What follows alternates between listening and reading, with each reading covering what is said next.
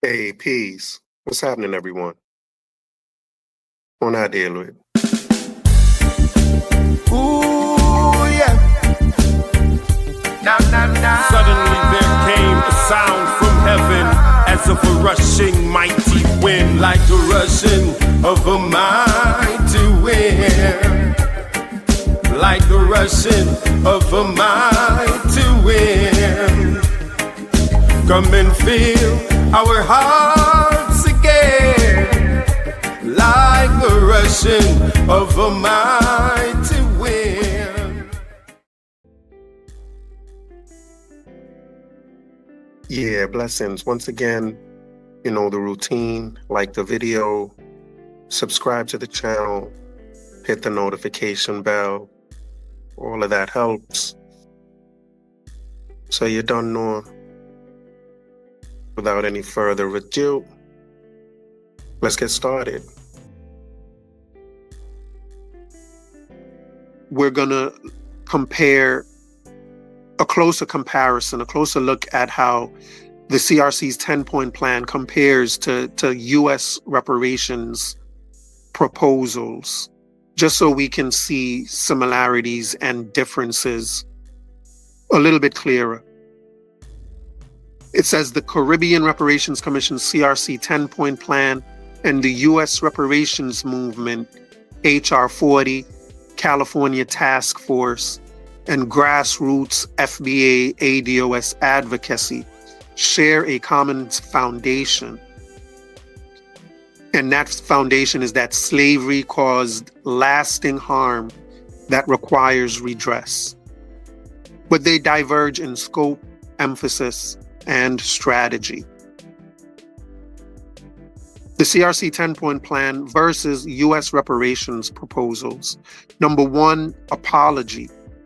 CRC demands a full formal apology from European governments for slavery and native genocide, not just expressions of regret.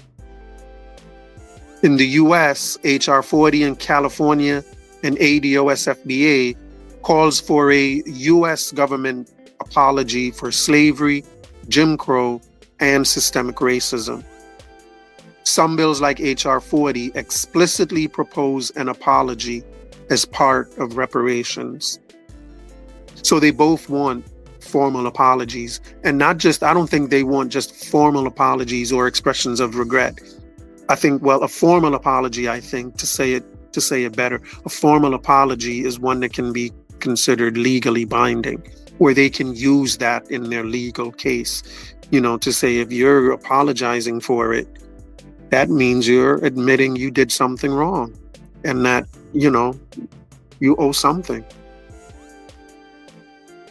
Which is why I think most of these countries are skeptical and don't really want to offer any type of apology.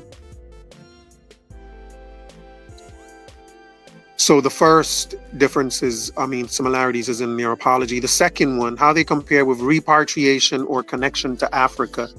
CRC emphasizes repatriation programs. The Caribbean emphasizes repatriation programs for African-descended people who wish to return or reconnect with Africa. In the U.S., ADOS or FBA generally reject repatriation, and stress that reparations must be domestic, since Black Americans built the U.S. and have citizenship rights there.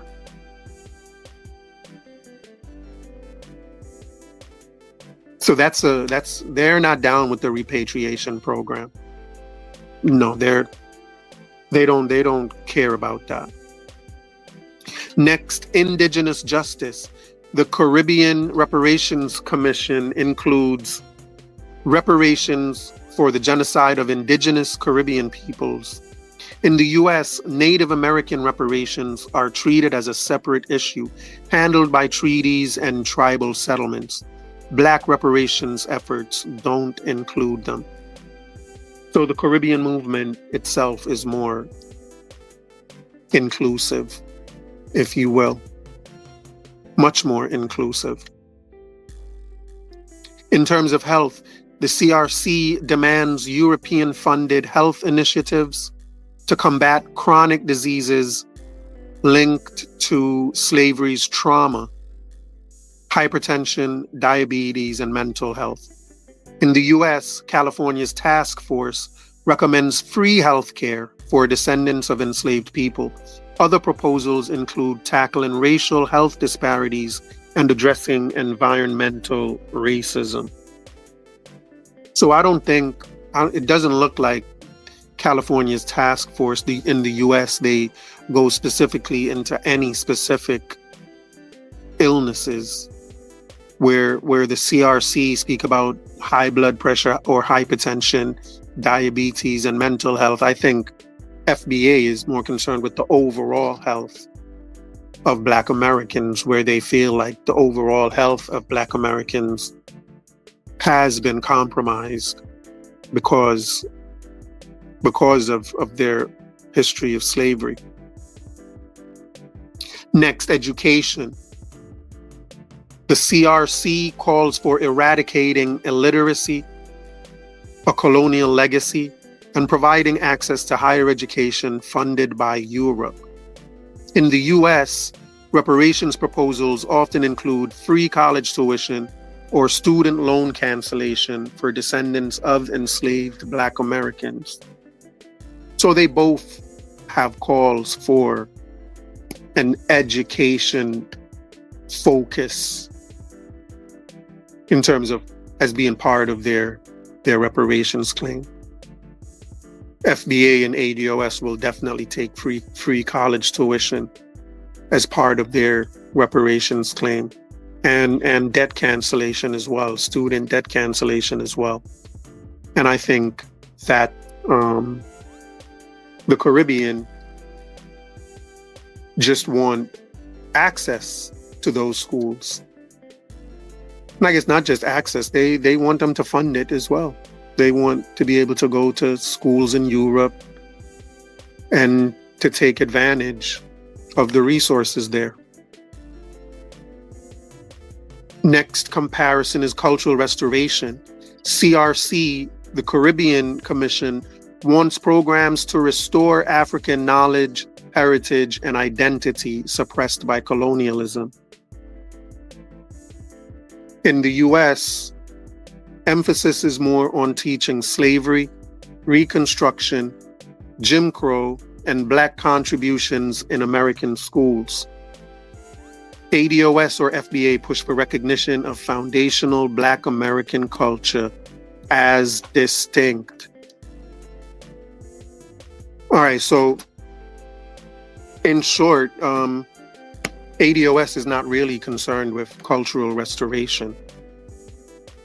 They're more concerned with restoring Black American culture and having institutions built that focus on Black American culture, because they think they have their own distinct culture here that is worth investing in. And so that's their main goal. They don't necessarily want to restore some African culture that they feel that they find themselves to be alien to.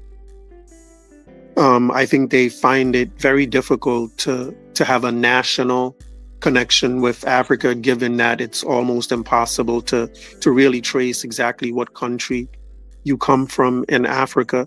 It's really hit or miss. Even if you do your DNA test and it says one thing, it's not really something that we can consider to be reliable.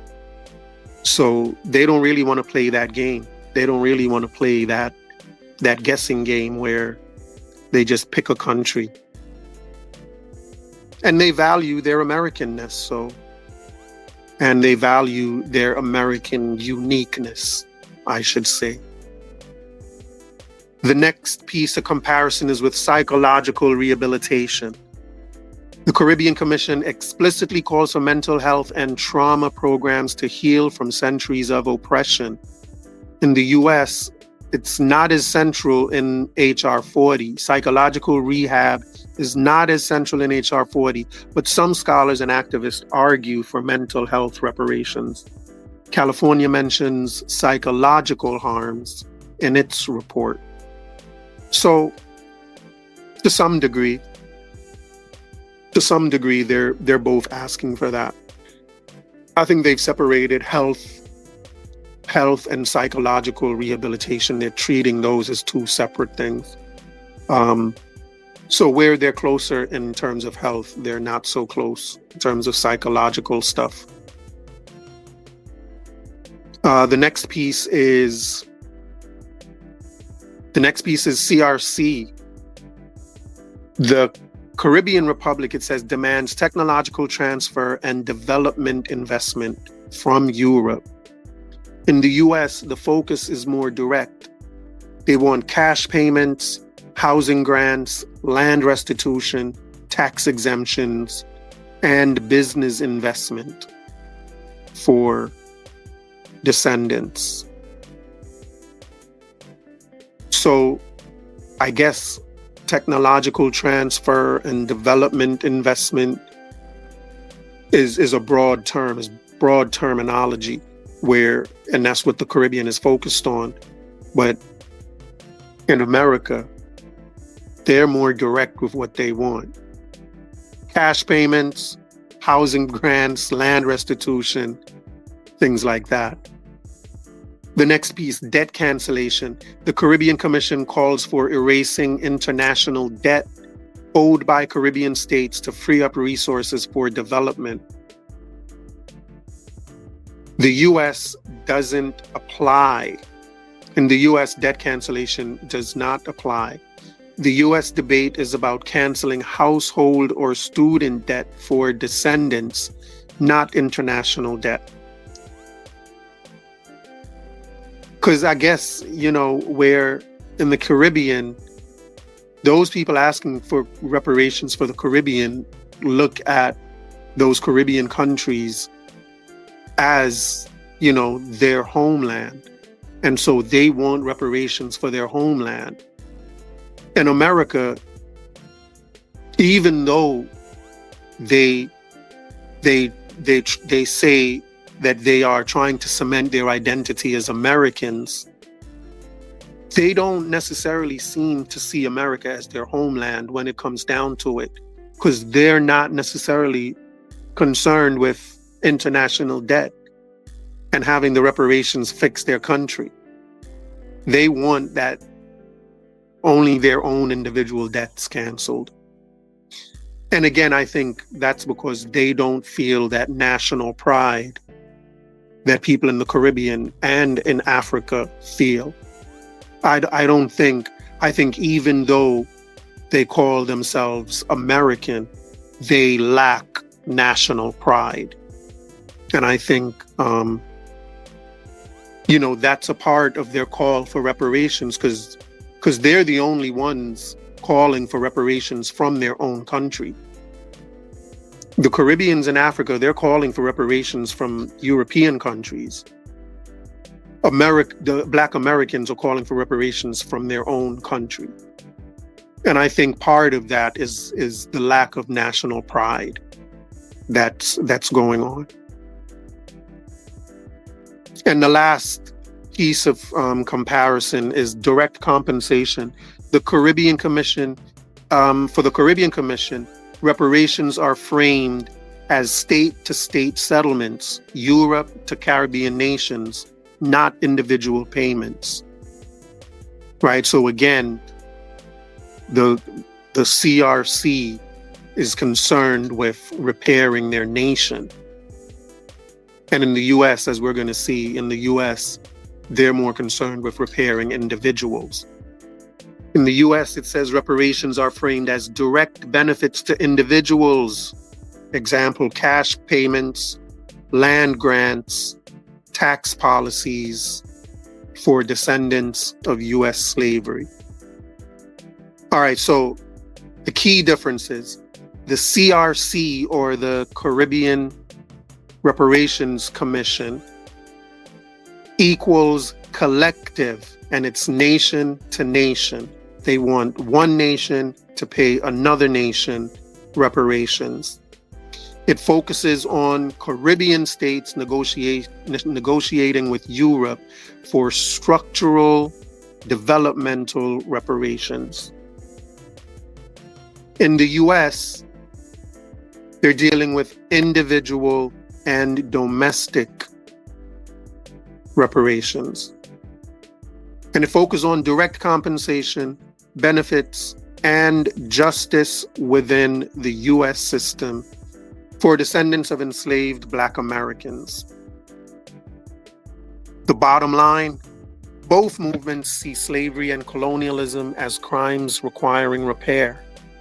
The CRC frames reparations as international justice for nations and peoples, while the U.S. movement frames reparations as domestic justice owed to individuals and communities inside the U.S. Let me read that again. It says the CRC frames reparations as international justice for nations and peoples, while the U.S. movement frames reparations as domestic justice owed to individuals and communities inside the U.S. Where they meet: healthcare, education, cultural recognition, and apology. Where they diverge: repatriation and individual cash payments. And I'm going to read the recommendation that ChatGPT made. It suggested that we look at how the AU CARICOM reparation strategy could strengthen or conflict with the U.S. Black reparations movement. I had a caller yesterday who was suggesting that, the reparations movement in America could be stronger if they got the support from the Caribbean and AU movements, and that they would get that support if they only supported those Caribbean movements. And FBA and ADOS feel the same way. They feel that attaching themselves to that global movement will harm their domestic movement. And so I think it's convenient that ChatGPT is offering to look at how they kind of strengthen or weaken each other. So I obliged ChatGPT and I said, go on ahead with your bad self. Let's look at those ways in which they may conflict with or, strengthen each other's claims. So let's look at how the AU CARICOM reparations strategy might help the U.S. Black reparations movement and where it could cause friction. Areas of strength and support. So these are the areas of strength and support between the global African Union, Global Reparations Fund, and I also guess the regional Caribbean Reparations Commission, and then the local FBA movement. So here are the areas of strength and support. Number one, global legitimacy. The AU CARICOM bloc elevates reparations to an international justice issue, not just a local or domestic grievance. This strengthens U.S. activists' arguments by showing it's not just us. The entire African world is demanding reparations. So that's one way that they see it, as a way of strengthening local U.S. movements. The second way, moral pressure on the West. When African and Caribbean heads of state press Britain, France, and others for reparations, it adds moral weight to U.S. demands. It ties U.S. slavery reparations into a wider historical crime, the transatlantic slave trade. And I don't say that I disagree with those things. I think it is true that it would strengthen their argument by showing that it's not just them. It's not just them. I think FBA's view may be that If it's too many people, and if this thing is too big, America may not even want to entertain it, because, you know, they may see something bigger coming down the line. You know what I'm saying? Like, they're like, listen, that's asking for too much, and we feel like we can get out of America, and this is FBA talking. They feel like they can get something out of America, but on this big global level, they're like, that's too big, man, and we may not get anything out of it. And given that the Caribbean or the AU haven't gotten much out of theirs, I don't know if they're wrong. The second thing, did we read that? Moral pressure on the West. Yeah, I did read that. It says, but I'll read it again. It says, when Caribbean heads of state press Britain and France and others, it adds moral weight to U.S. demands. And I think, you know, like I said, that can be debated. The third way they say it supports it is through shared legal and advocacy strategies. The CRC 10-point plan. And before I even read that, I can only imagine that the same way the AU kind of borrowed their reparations ideas from the Caribbean plan, I'm sure HR 40, the California task force, I'm sure all of those also borrowed ideas from the Caribbean plan and from the AU's plan as well. Because I think they are pretty nicely laid out plans. And so I do think that there's sharing of ideas going on regardless. The CRC 10-point plan and AU legal teams can help U.S. activists with research, international law precedents, and lobbying at the UN. Because I did ask before whether or not FBA is lobbying the UN, and I would say no, they are not.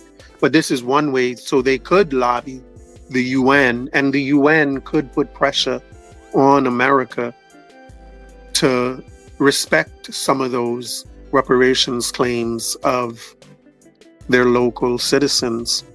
What else?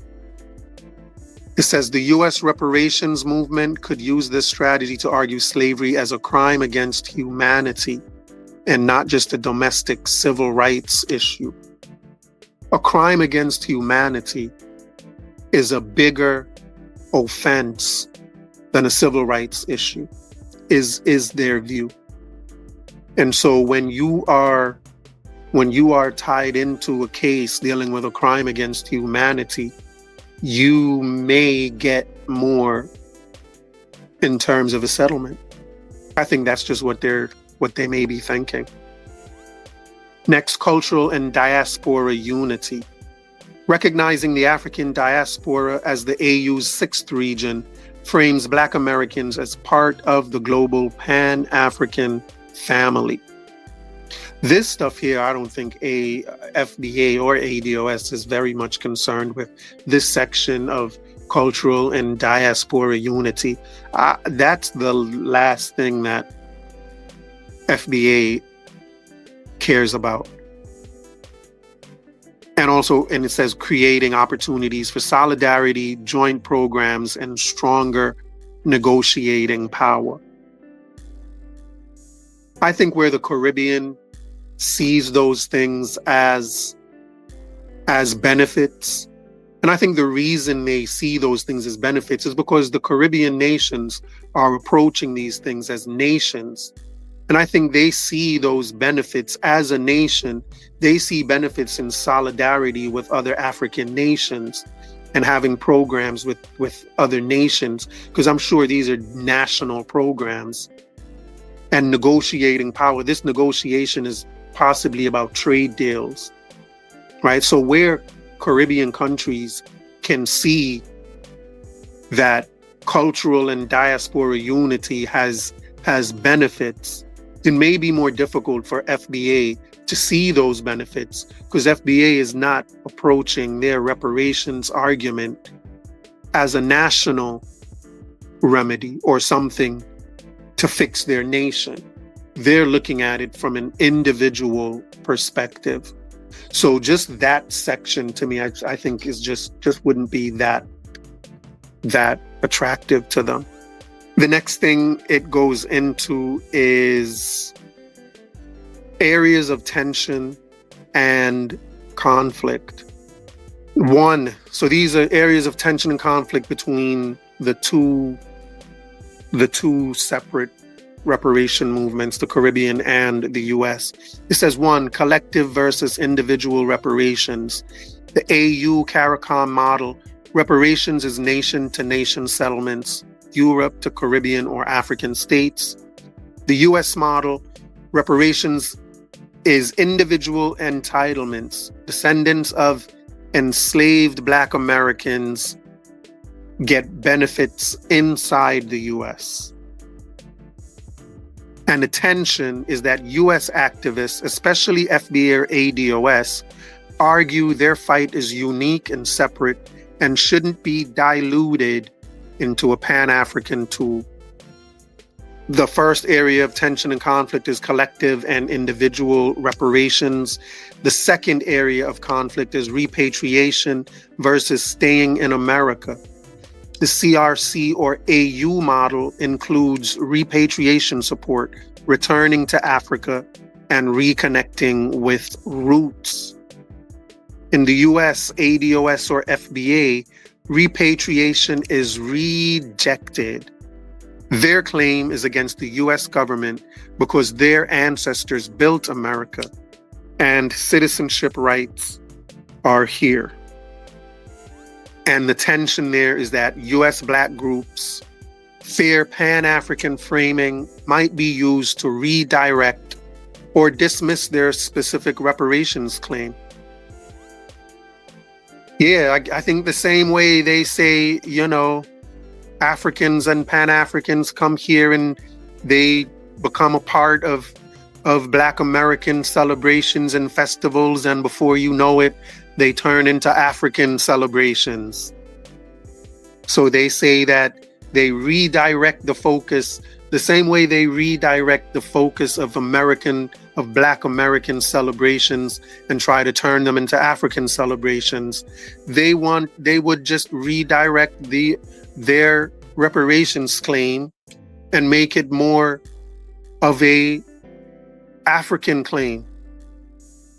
They feel like with this, they're gonna tell Black Americans to just bypass their reparations and just give it all to Africa.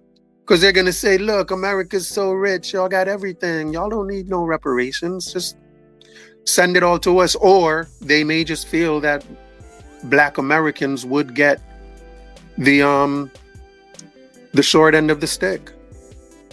You know what I'm saying? Like they would just be ignored because they're still seen as living in the greatest country in the world. And I think that from their view, the African countries would try to take advantage of that, especially given that most of their programs are going to be national programs where they're going to be giving out this fund. This general global fund is going to be distributed to countries, to Caribbean countries and African countries. And I don't see where they're going to want to distribute it to America itself. They're going to be like, why are we giving money to America? That's crazy. And I think that they would object to just giving it to even states or cities that are majority Black cities. They may just object to that because they feel that, again, they just feel that, if you're in America, you're good and you shouldn't even be asking for anything in the first place. But and I don't see where that's not a legitimate concern. I think that is legitimate. Is that something that can be worked out once they get into this program? Sure, I think that's something that they can make sure it doesn't happen and try and figure out how it's going to work where Black Americans get an equal stake in this reparations deal. So I don't, even though it's a legitimate concern, I don't think it's something that That should be a deal breaker, in my view. But I don't have a voice in that, so it is what it is. The third place of conflict is state reparations versus diaspora reparations. The CRC negotiates as sovereign states. Reparations go to Caribbean governments, not individuals. U.S. activists worry that governments can mismanage funds or that money won't reach ordinary people. Yeah, they just don't trust this government stuff. And I'm sure there are Africans who don't trust the AU's handling of those funds. Those African and Caribbean citizens, there are African and Caribbean citizens that are like, man, the minute these heads of state get that money, it's gonna lead to corruption. The same way everything else is corrupt, the same way they feel like these heads of state take their tax money and enrich themselves. They feel like that's the same thing that's gonna happen with this reparations fund. And these heads of state may feel more obliged to take advantage of reparations fund than they would with tax money, because this reparations fund is going to be seen more as free money to them than their taxes, where, they may just be more happy-go-lucky with that. So, that too may be a legitimate concern. So the tension there is that some FBA or ADOS leaders see AU CARICOM as too government-centered, while they push for direct material justice to individuals. But let's remember that the same way, I guess it's up to individuals to do, but individuals that get this money are gonna mismanage it as well. They're gonna mismanage it. They get that reparations fund, they're not going to put it into education.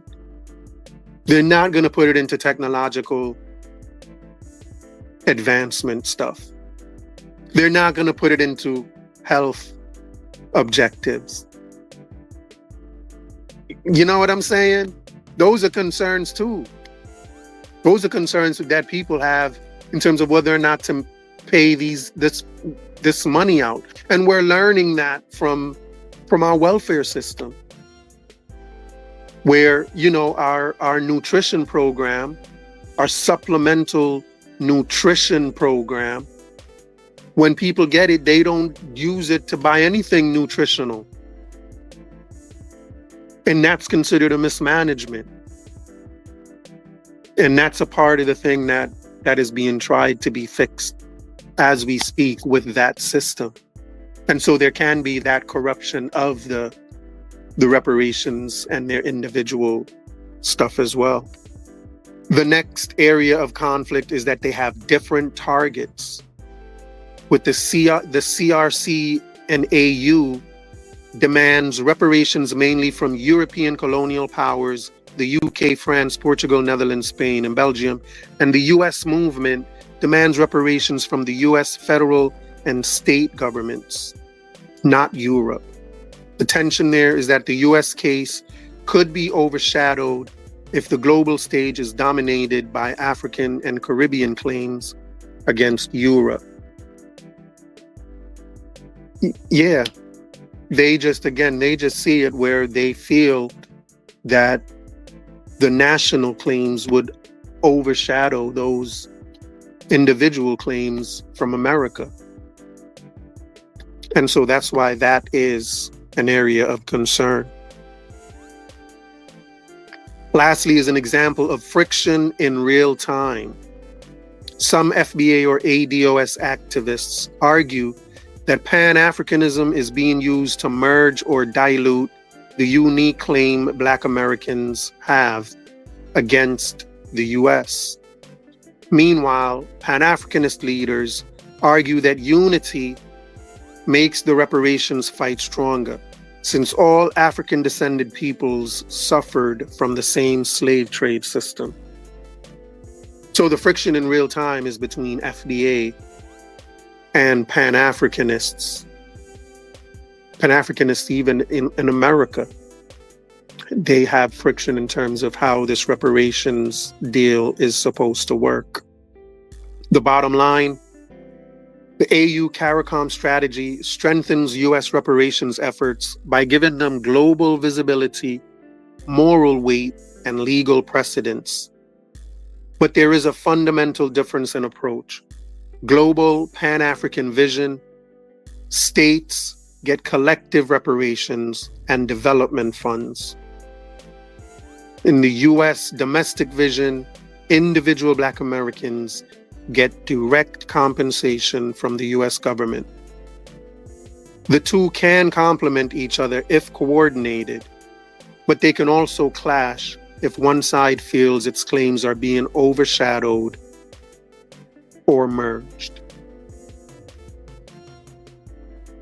Yeah, so that is, I think, a good comparison between the two. The next thing I was interested in is the next question I asked ChatGPT is, how have European countries responded to the AU and CARICOM calls for reparations? Just how successful have they been? ChatGPT says, great question. And I agree, I thought it was. Here's a detailed look at how European countries have responded so far to the AU and CARICOM reparations demands. European responses to AU and CARICOM reparations. Countries that have acknowledged slavery and apologized. The United Kingdom, apologies and regret. The UK government has expressed deep regret for slavery, but has not issued a formal apology. And again, I think they won't issue a formal apology because a formal apology can be legally binding. So you can have a deep regret. You know, even if you weren't involved with slavery, you can have a deep regret about it. I can regret that something happened to you, but without having done it to you. But if I apologize for it, I'm saying I'm the one that did it. You know, so an apology and having regrets are two separate things. The first thing, again, the UK government has expressed deep regret for slavery, but has not issued a formal apology. They argue slavery ended in the 1800s and that reparations are not feasible. Their reparations stance. They reject financial reparation. Instead, points to aid programs and development partnerships with the Caribbean and Africa. So the UK rejects financial reparations and they point to aid programs. The UK tells them straight up, listen, you see that aid program? Count that as our reparations. You see those development partnerships we have with y'all? Count that as our reparations program. That seems to be the UK's response. Ain't that something? That's deep. That's quite deep. And I wonder how many of these countries are going to say that to them. How many of those European countries are going to say, look at all this aid we've been giving you throughout the years. Every year, like clockwork, you get aid from us. Every year, like clockwork, we renew our developmental programs with y'all. But you're coming for reparations? Count the aid. That's our reparations. Other responses. The Church of England, Glasgow University, and major British banks have independently set up funds acknowledging their role in slavery. So there are churches and banks that have set up funds that acknowledge their role in slavery. So would that be counted as a win for the AU and CRC reparations movement? Granted, they're not going to churches and banks, they're going to the governments, but they're getting funds from elsewhere within the UK. Would those banks and churches have been setting up these funds had there not been a reparations movement going on? Who knows? I doubt it. But who knows? So can this be seen as a win for that reparations movement? Maybe. Maybe. France. Apologies and regret. Officially recognized, so this is France's response. France officially recognized slavery as a crime against humanity in 2001. Taubira law. Presidents Chirac, Hollande, and Macron have spoken on slavery, but stopped short of reparations. Their reparation stance. They refuse financial reparations. And reparations has been under heavy pressure their country has been under heavy pressure regarding Haiti's independence debt, but so far has not moved to repay. So they want France to, okay, if you're not going to pay reparations, at least pay back the money Haiti paid you for their independence. At least pay that back. And to that, France is still saying, nah, we're good over here. Take it out of the aid we give you. France is like, take it out of the aid we give you. And, it may talk about it, but even in America, when FBA and ADOS go to America for reparations, why can't America say the same thing to them? Take it out of the aid we give you. What aid, you ask? Affirmative action, welfare, all of this stuff. Take it out of that. Why doesn't that count towards your reparations? America can say the exact same thing. America can say they've had a lot of developmental partnerships with the Black community. Look at how many programs they've set up for Blacks in America, strictly for Blacks in America. So why can't they make the same response that France is given is the same response that America can give to the Black community? I don't see why not. But other French responses, some symbolic gestures, such as commemorations and cultural projects. They'll do cultural projects with you. They'll, set up certain African festivals and stuff like that, I guess. But that's about it. The Netherlands or the Dutch. Apologies and regret. In 2022, Prime Minister Mark Rutte issued a formal apology for the Dutch role in slavery.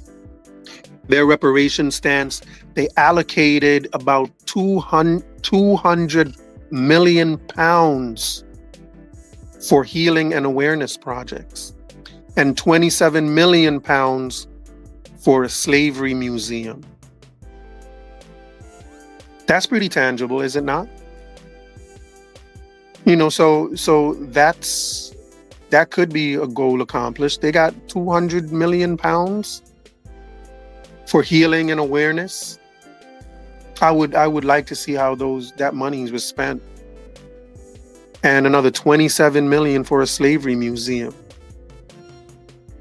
It says activists argue this falls short of reparations.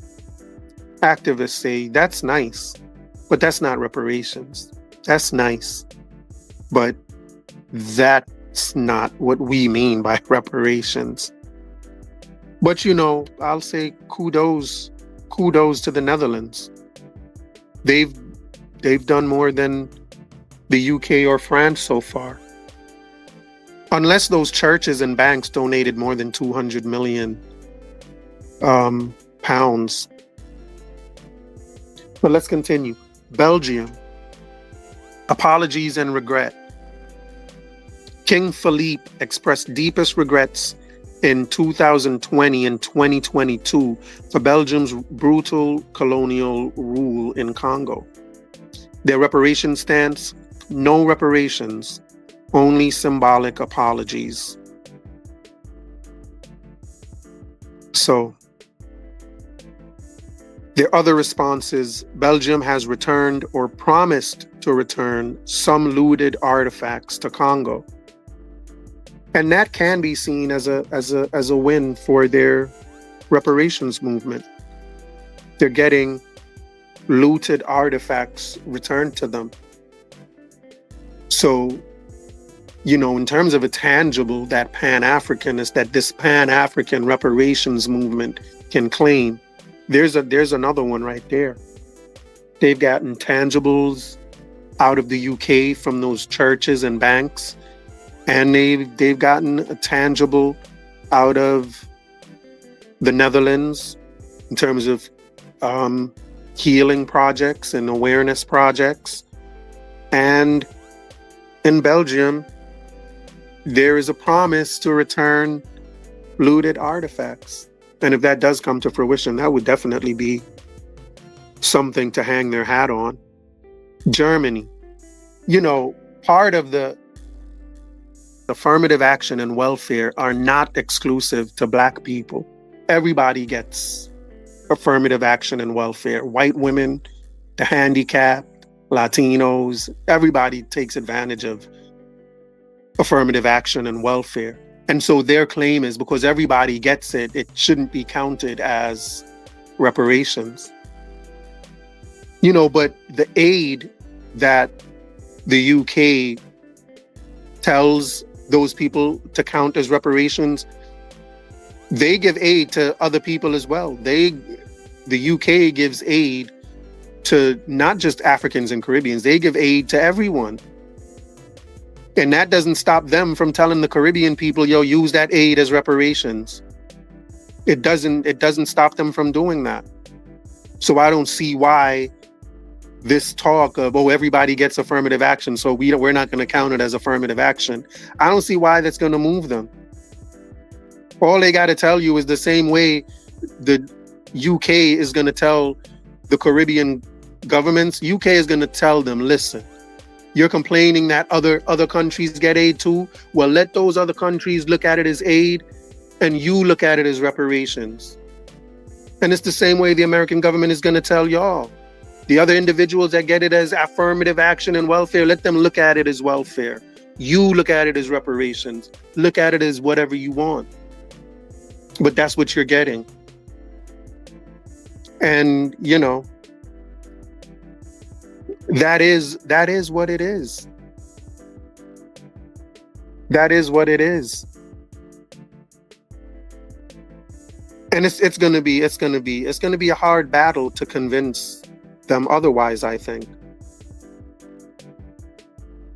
If they're giving you aid, if I owe someone money, right? If I owe someone money and I'm paying them back, the fact that I'm giving someone else money doesn't mean that the money I'm paying you back can't count as my payment back to you. The fact that I'm giving someone money for nothing doesn't mean the money I'm giving you as reparations should also be just for nothing. That doesn't make sense. It just isn't gonna wash. Just because I'm giving away money free over here doesn't mean the money I give you, I can't count it as the money that I owe you. That's craziness. It don't make no sense, bro. So where am I? The next people we got up to was Germany. Germany, apologies and regret. in 2021, Germany officially acknowledged the Herero and Nama genocide of 1904 to 1908 in Namibia as genocide. Their reparations pledge, they pledged 1.1 billion over 30 years for development projects in Namibia. Germany insisted this is not reparations, but a gesture of recognition. This is not reparations, it's a gesture of recognition. Now, would they have made that gesture of recognition outside of the reparations push? Maybe, maybe not.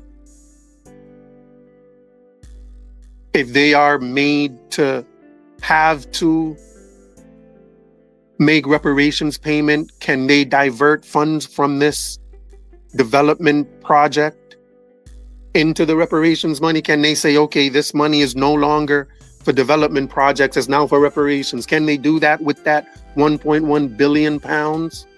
Sure they can. Sure they can. And I wouldn't be surprised if they would. So where are we? Countries that have resisted or refused. Spain and Portugal. Apologies or regret. Spain and Portugal have not issued formal apologies for their roles in the transatlantic slave trade. Their reparation stance, they consistently reject reparations demands. Other responses, limited discussion. They generally downplay or avoid reparations debates. Spain and Portugal just really aren't having it. And they're among the first to have started the slave trade.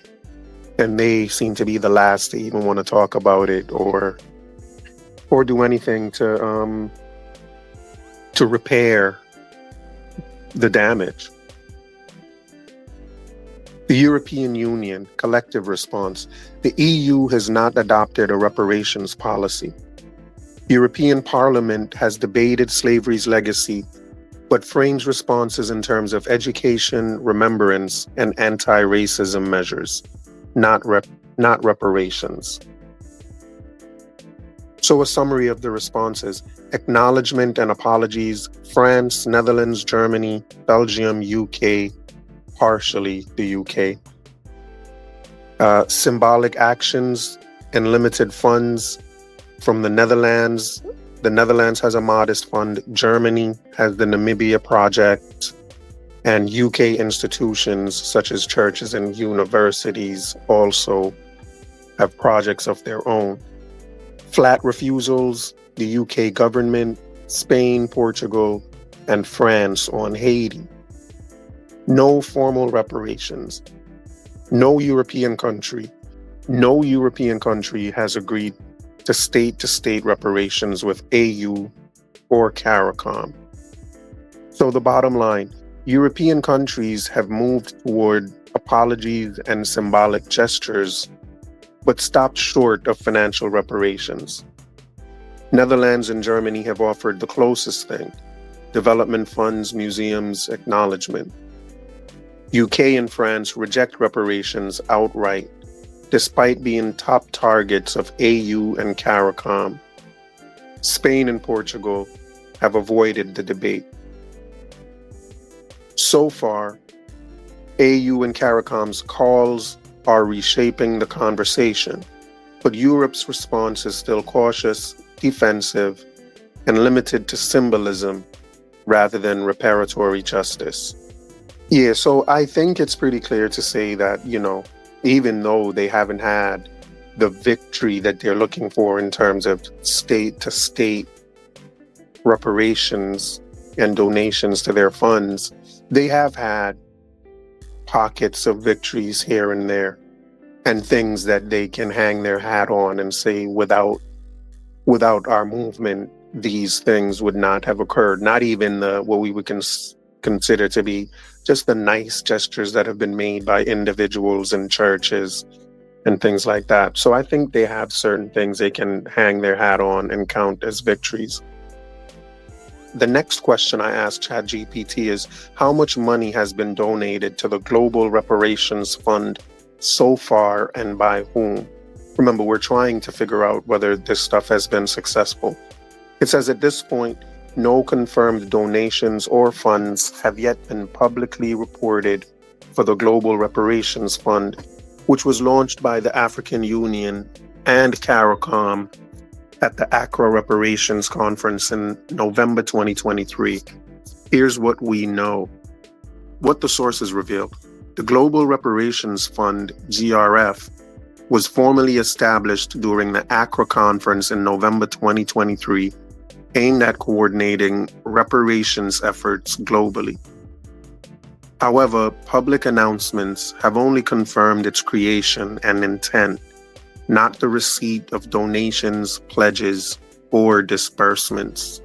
As of now, there are no records of contributions from governments, institutions, or individuals toward this fund, either in terms of amounts or donors. So again, in terms of the Global Reparations Fund, there are no donations, but countries are moving to help and have been moving to help these countries. They just don't count it as reparations.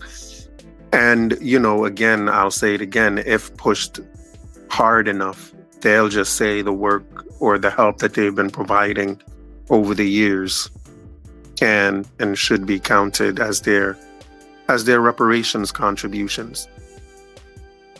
Related but separate contributions. While no donations to the Global Reparations Fund have been reported, some notable individual or institutional contributions have been made toward reparatory connected causes elsewhere.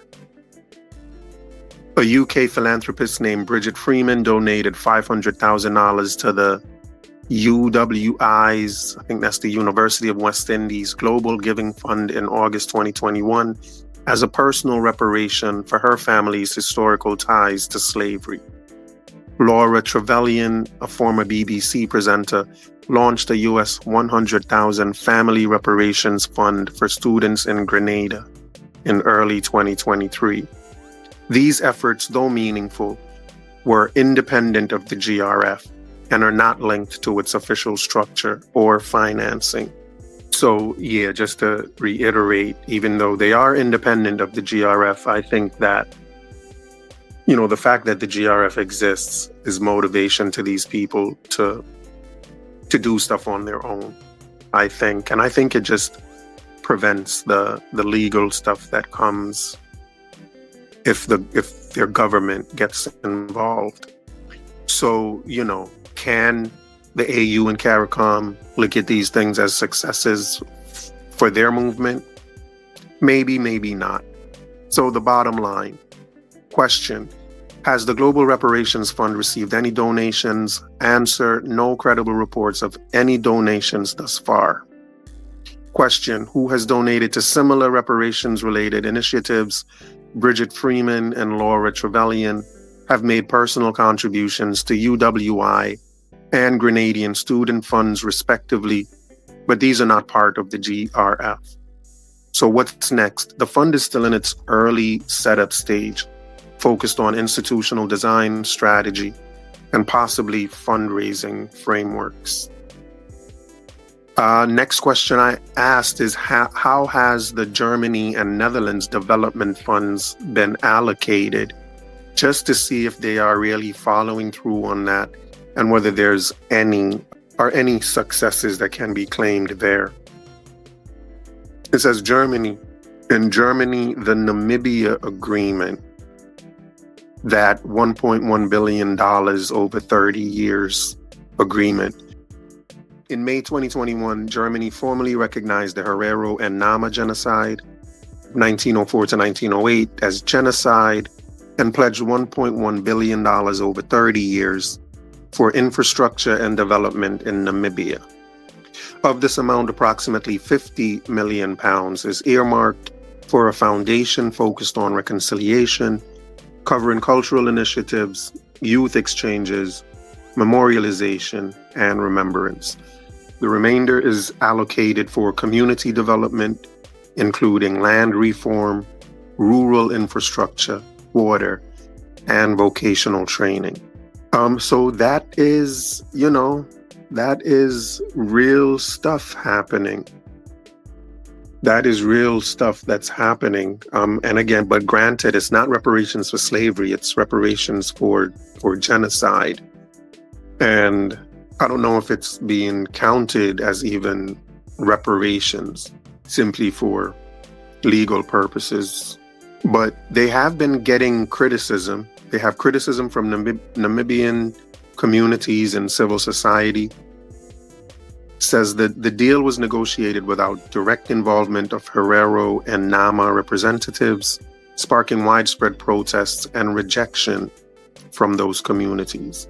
Many critics argue the funds are presented as development aid, not true reparations or compensation, thereby failing to adequately address historical injustice.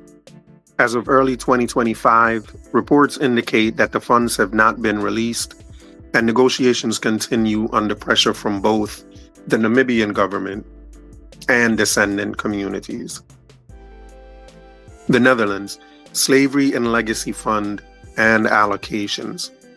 Following formal apologies on the 19th of December 2022 for the Netherlands' role in slavery, the Dutch government announced a £200 million fund dedicated to raising awareness, education, and the construction of a national slavery museum.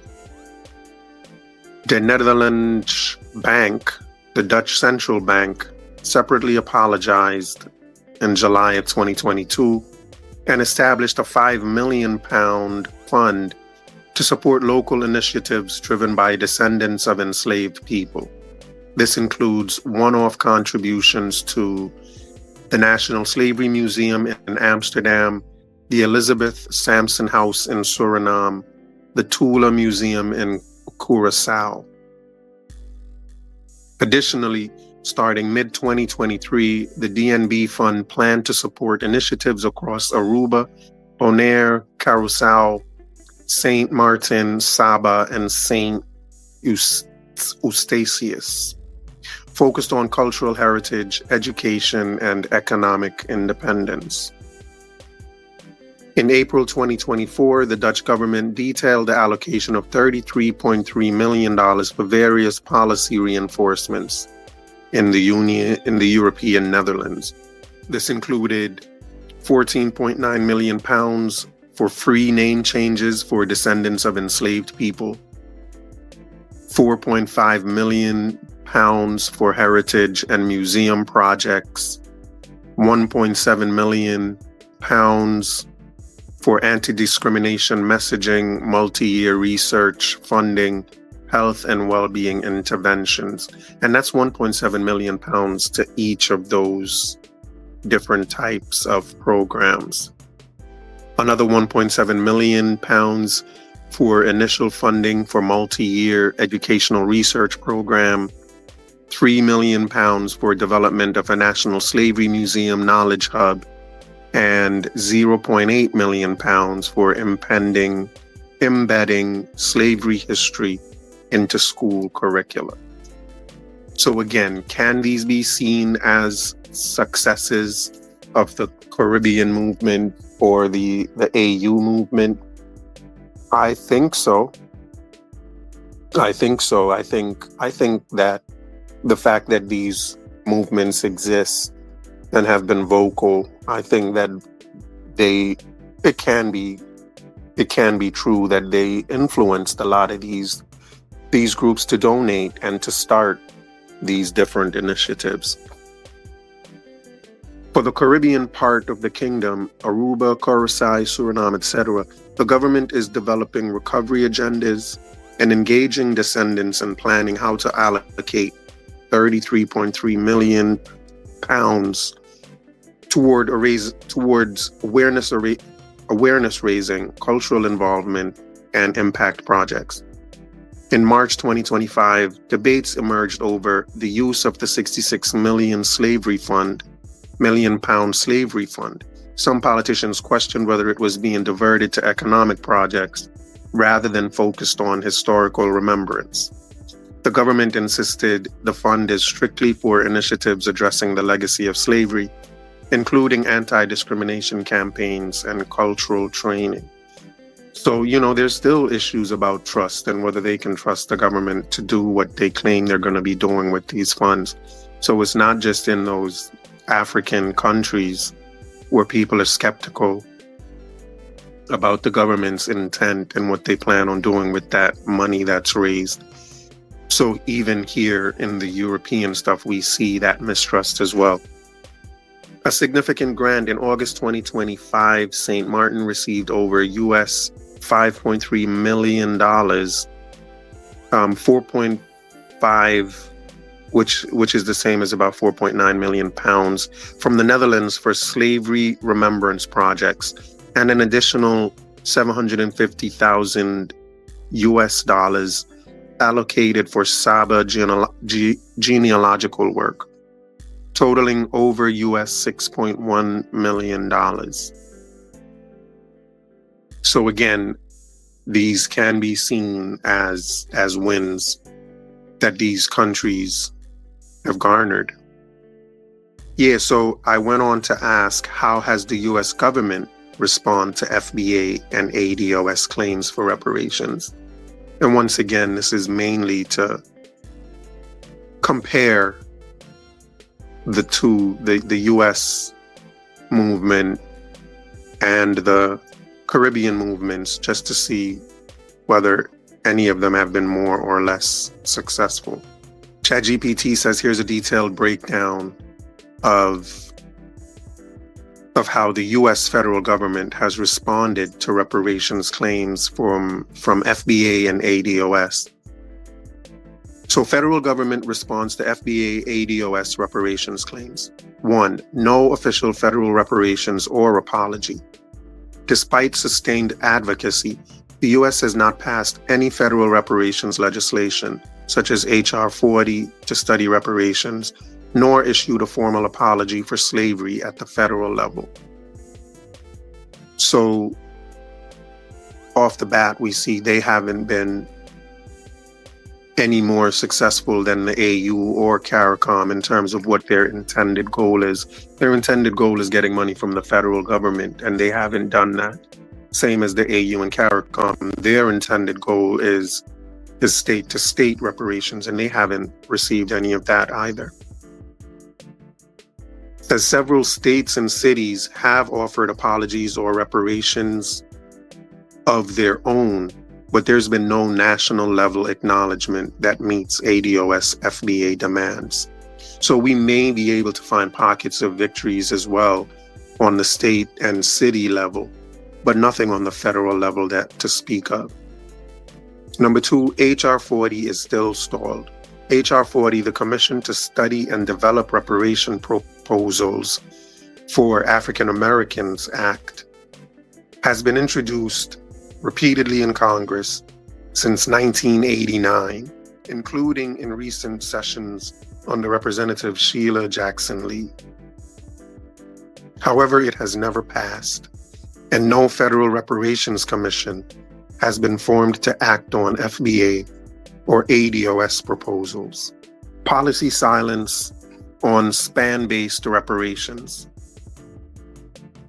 ADOS defines reparations in lineage-based terms, targeting only U.S. citizens who can trace their ancestry to enslaved people. But the federal government has remained silent, offering no acknowledgement or action on the idea of lineage-specific reparations, nor on distinction of ADOS as a group. Data classification challenges. In 2024, the Office of Management and Budget, OMB, updated race and ethnicity standards, but refused to separate Native Black Americans, i.e. descendants of U.S. slavery, into a distinct category. This drew criticism from lineage-based reparations advocates who argue that lumping all Black groups together erases their unique claims. And, I don't know, maybe the government is hip to the idea that if they separate them as a unique group, then they may have to deal with their unique claims. And so that may be a part of the reason why they're refusing to separate Native Blacks into their own distinct category. Number 5, civil society advocacy, but no federal movement. Organizations like the NAACP have passed resolutions reiterating support for federal reparations and opposing policies that undermine reparative justice. But these represent civil society positions, not actions taken by the government itself. So once again, pockets of victories here and there, but no victory in terms of their real overall goal. So a U.S. summary table. The issue, federal apology for slavery. The government response, not issued at the national level. Issue H.R. 40, study of reparations. The government response is that it's introduced many times but never passed.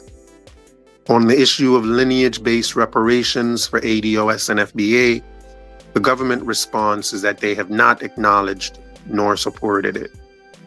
The issue of distinct data category for descendants, OMB declined disaggregate data. And on the issue of civil society pressure, the government response has been active, but government has not responded. The government just has not responded to that.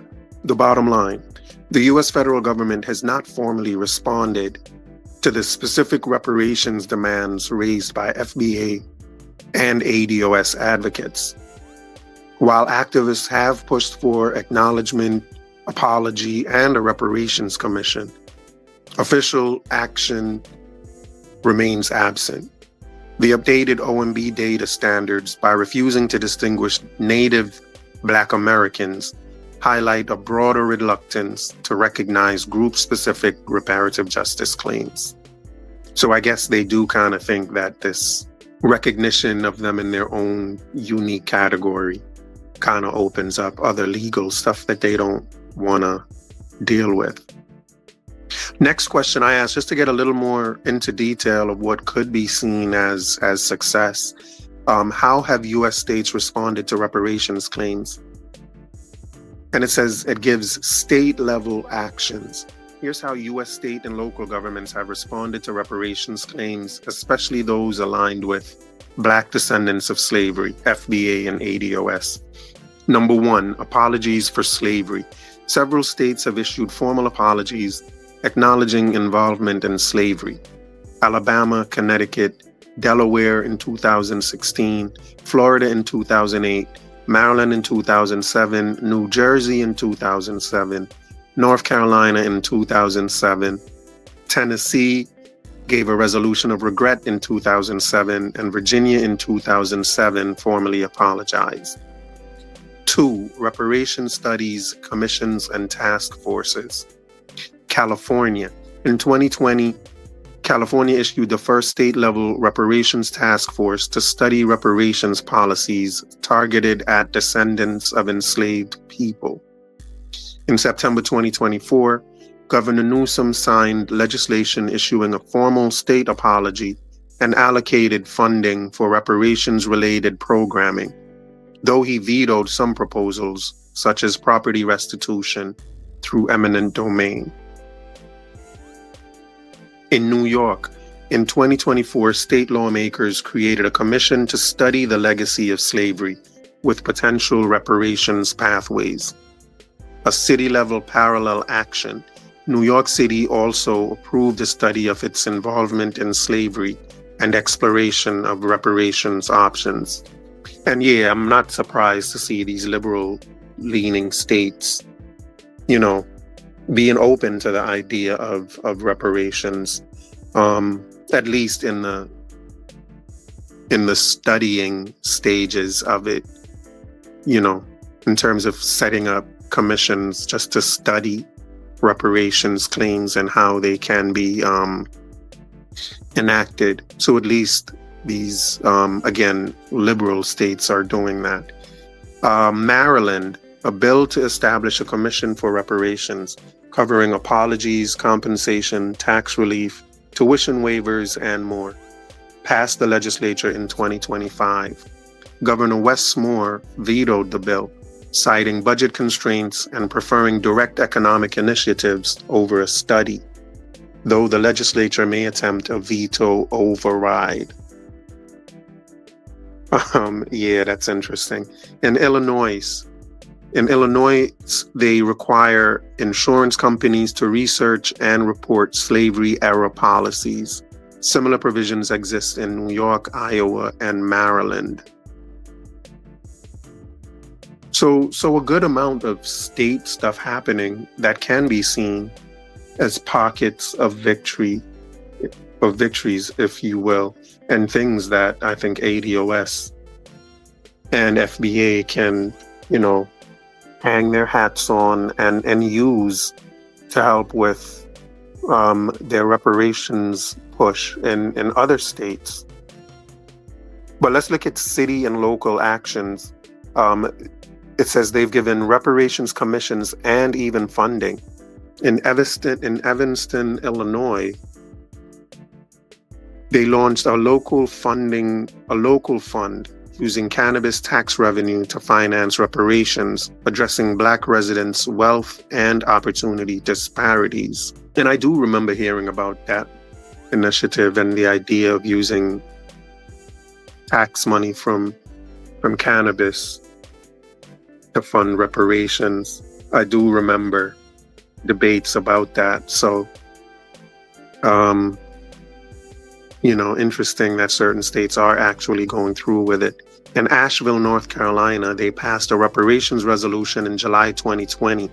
Initiatives include housing support, business ownership, health, education, criminal justice equity, and removal of Confederate monuments.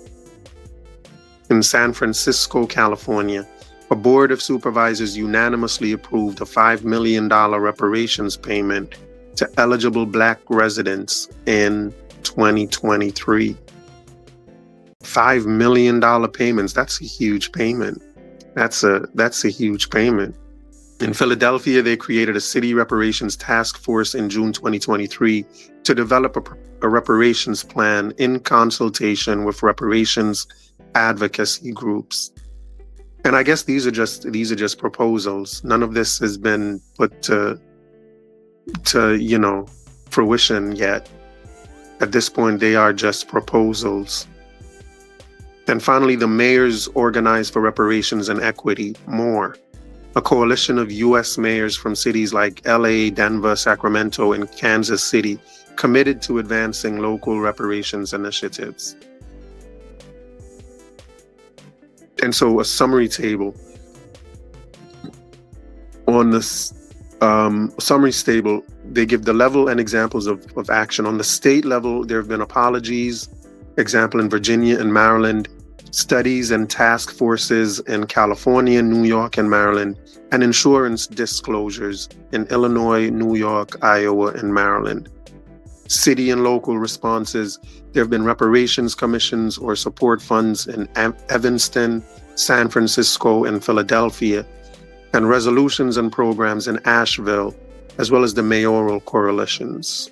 So the key takeaways are that state-level engagement ranges from symbolic apologies with several states to active policy making, like California's task force, though full implementation is still limited.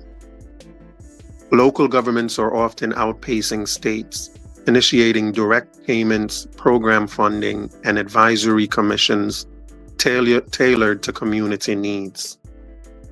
And finally, financial hurdles and political resistance remain widespread, particularly at state levels. Maryland's veto is a recent example of these tensions in actions. And just to get a little bit more clarity, I asked, have reparations payments been made from the Evanston, Illinois Cannabis Tax Fund? And it says, yes, the city of Evanston has indeed made reparations payments using cannabis tax revenue. Here's a clearer breakdown of what's happened so far.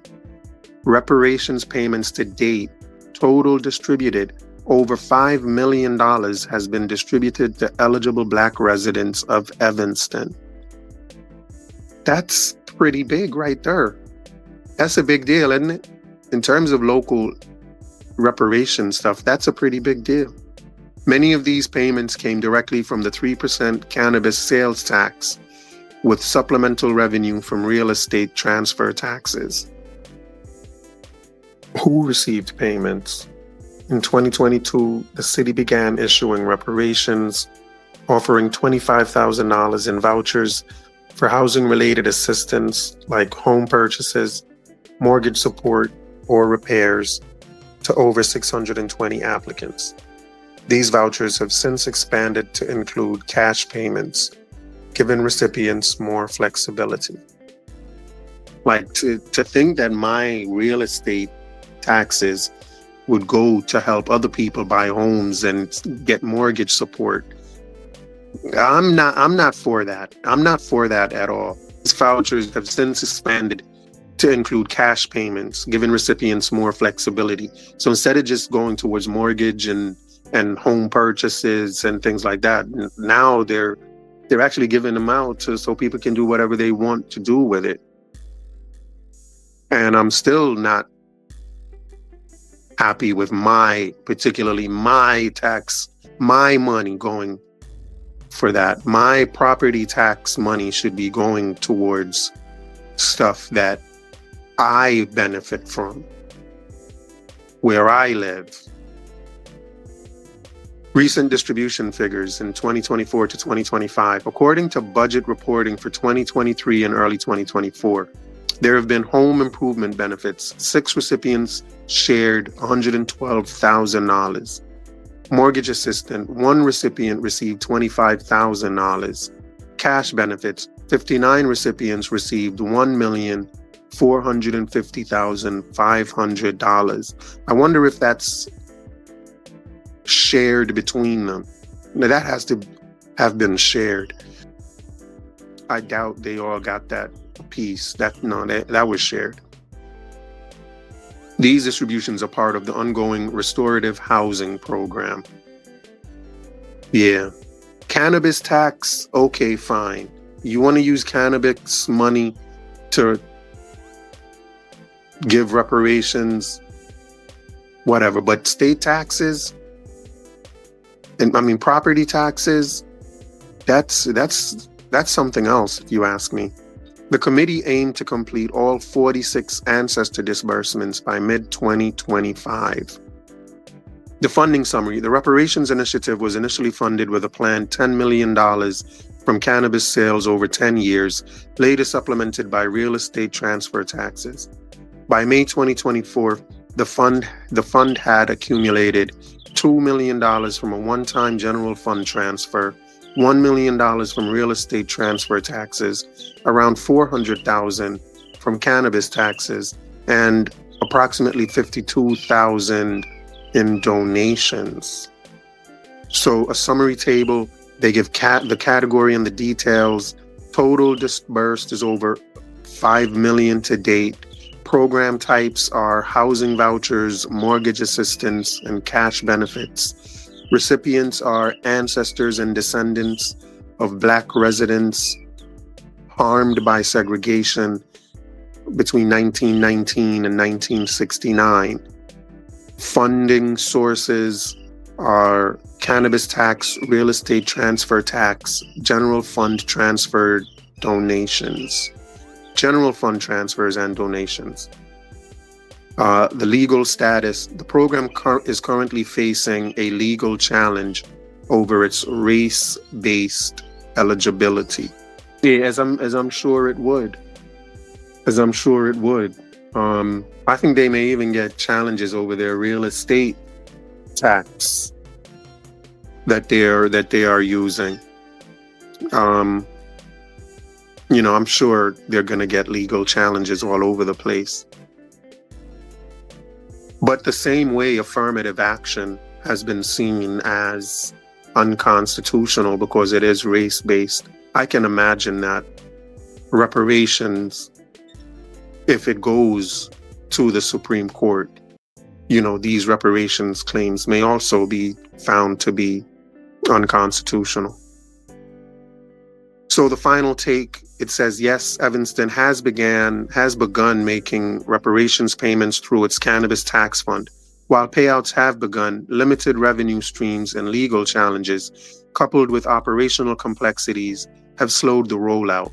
The program continues to progress, but at a slower than expected pace. I also asked how many reparations payments have been made in San Francisco. And it says, as of now, no reparations payments have been made in San Francisco. Here's the situation in detail. San Francisco's reparations status is that there's a proposal but not execution. In March 2023, the San Francisco Board of Supervisors unanimously approved a proposal from the city's African American Reparations Advisory Committee that suggested one-time lump sum payments of $5 million payable to eligible Black residents. However, this remains strictly a recommendation and may forever remain strictly a recommendation. $5 million to eligible residents? It has not been enacted, funded, or initiated in any official capacity, and I'm not sure it will be. Number 2, symbolic apology issued. In February 2024, the Board of Supervisors passed a formal apology to Black residents for the city's history of systemic exclusion and discrimination. No reparation payments followed. The apology remains the only official action to date.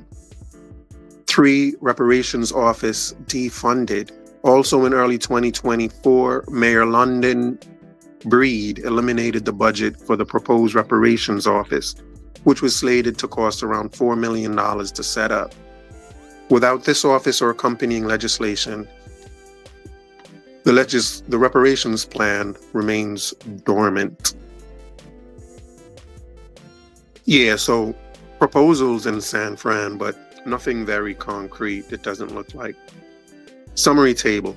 The item, the $5 million lump sum payments, is proposed. It was approved in 2023, but not implemented. The reparations office funding has been cut. The reparations payments made, none. And the formal apology issued.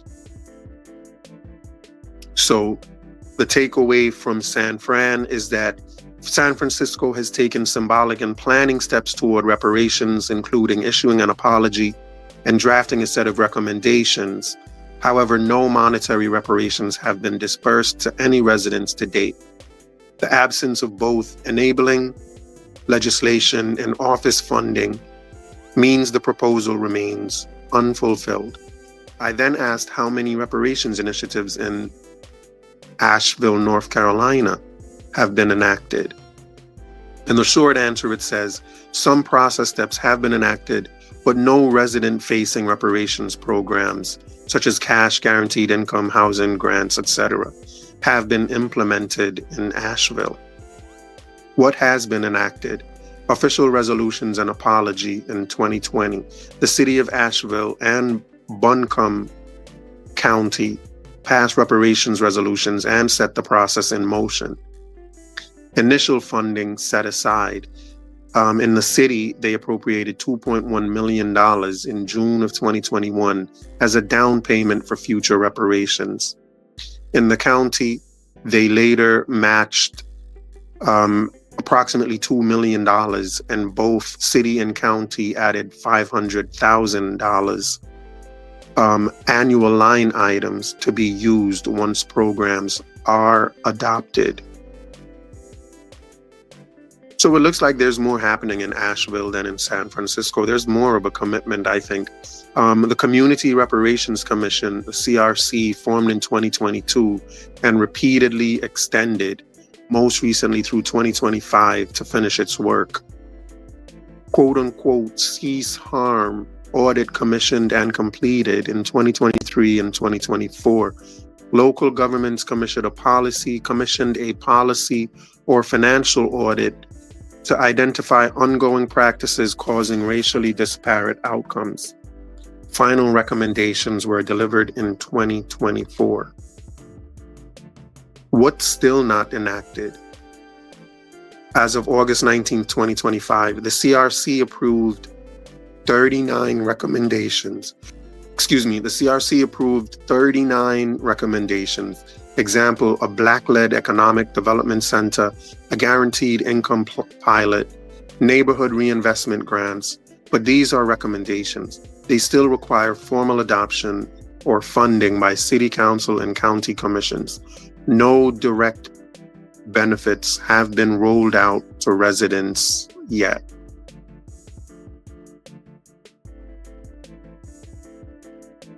So I think we've done enough. I think that's a good comparison of the U.S. reparations movement and the CARICOM Reparations Commission.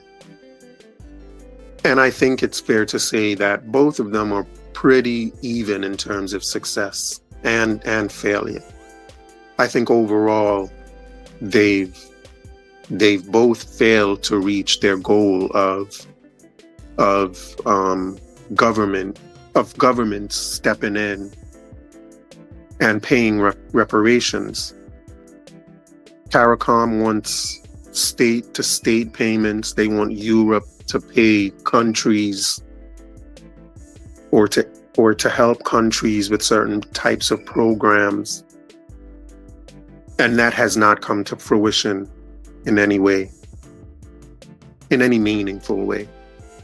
And in America, FBA ADOS wants the US government, the federal government, to make payments to individuals, and that too has not come to fruition.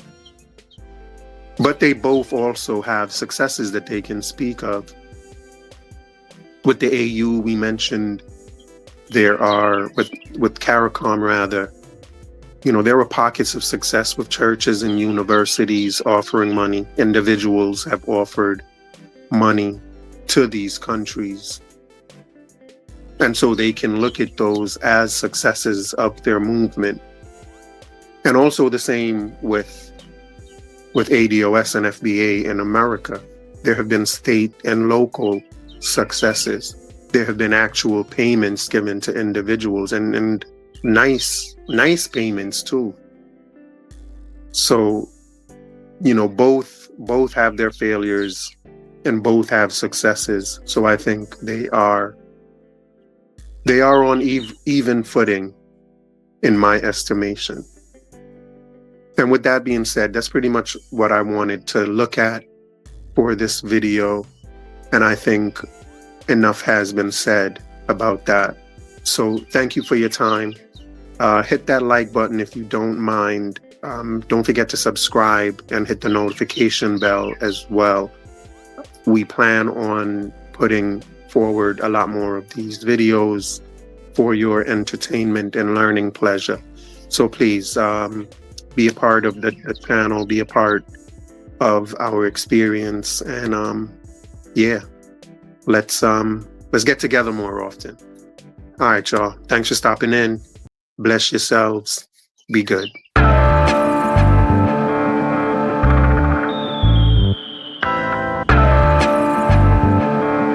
I want you to listen very, very carefully. It's all about life in the street.